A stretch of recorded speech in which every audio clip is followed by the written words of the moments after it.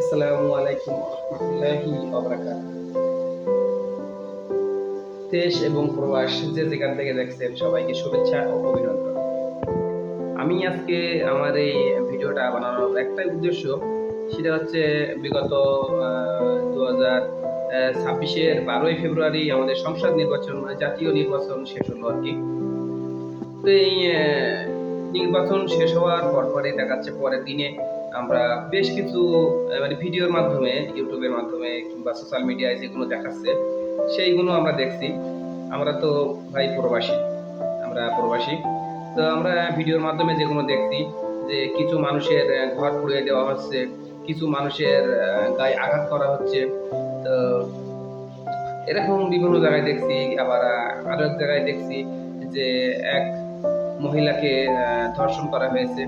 তো ভাই এইসব ভিডিও আমরা দেখি, কিন্তু মেন কথা কি যে ভাই আমরা এই দেশকে ভালোবাসি, এই দেশের মানুষকে ভালোবাসি, যার কারণে ভাই আমাদের প্রচন্ড পরিমাণে কষ্ট হয় এইসব ভিডিও দেখলে, যে আমার বাংলাদেশের মানুষ এরকম হয়ে গেল যে কারোর গায়ে হাত তুলতে দ্বিধাবোধ করছে না, এমনকি কারোর ঘর পোড়াতে।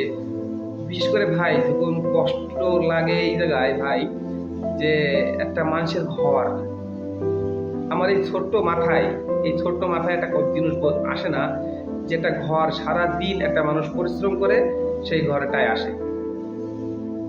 সেই ঘরটা আসে কিসের জন্য? একটু বিশ্রামের জন্য। আল্লাহ তাআলা রাত দেশে কিসের জন্য? আল্লাহ তাআলা দিন দেশে, রাত দেশে। দিন দেশে আমাদের কর্মস্থানের জন্য, আমাদের কর্ম করার জন্য, আল্লাহ তাআলা ইবাদত করার জন্য। আর রাত আমাদের জন্য দেশে, আমাদের নিদ্রার জন্য, বিশ্রামের জন্য। আমাদের বিশ্রামের জন্য আল্লাহ তাআলা এই রাতটাকে দিয়েছে।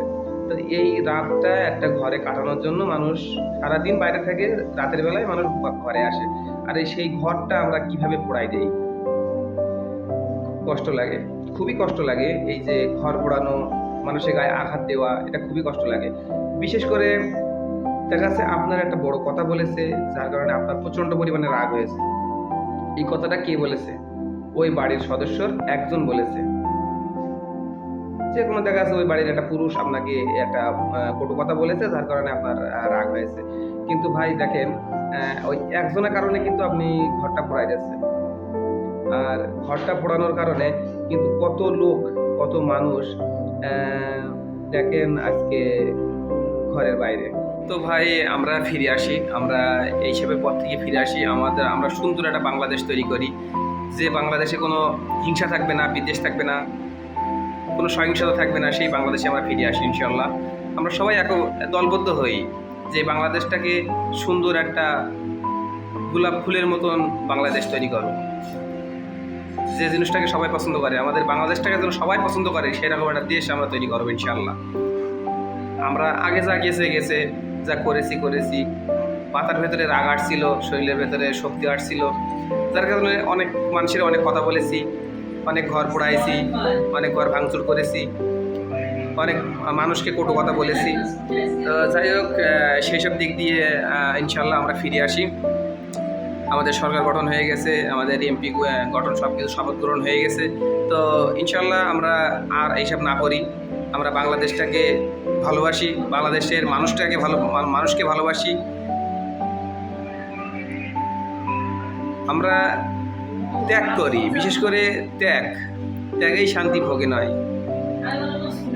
তো বড় ভাই, বন্ধু, যে বয়সী, আমি সবাইকে বলবো যে কারো শরীরে যেন আমরা আঘাত না করি, কাউকে যেন বড় একটা কথা না বলি। এই বড় কথায় সে অনেক কষ্ট পাবে, একটা আঘাত করলে সে অনেক কষ্ট পাবে। দেখা যাচ্ছে একটা ফ্যামিলিতে 5 জন মানুষ, সে একাই হচ্ছে কর্মজীবী, কর্ম করে খায়। এখন সে হয়তো বা কোনো এক সময় আপনাকে একটা বড় কথা বলেছে, তার জন্য দেখা যাচ্ছে আপনি তাকে আঘাত করেছেন, দেখা যাচ্ছে কোনো এক দিক দিয়ে দেখা যাচ্ছে সমস্যা হয়েছে। হয় দেখা যাচ্ছে পায়ের সমস্যা, কি হাতের সমস্যা, দেখা যাচ্ছে সে আর কাজকর্ম করতে পারছে না। তো দেখা যাচ্ছে কাজকর্ম যদি নাই করতে পারে, এটা 5টা সদস্যের মধ্যে এটা খাবে কি, এরা পড়বে কি? একটা মানুষের পরেই নির্ভর করে সবাই। তো আপনারা সব কিছুই বোঝেন, সব কিছুই জানেন। তো আমার এই ছোট্ট মাথা দিয়ে আমি বলতে চাই যে ভাই, আপনাদের হাত দুখন আমি ধরি, আপনারা কাউয়ের গায়ে মানে কোনো মানুষের গায়ে আপনারা হাত দিয়েন না, হাত তুলেন না ভাই, হাত তুলেন না। তো ভালো থাকেন, সুস্থ থাকেন। আমি মালয়েশিয়া থেকে মোহাম্মদ আবু সায়েম। আসসালামু আলাইকুম ওয়া রাহমাতুল্লাহি ওয়া বারাকাতুহু।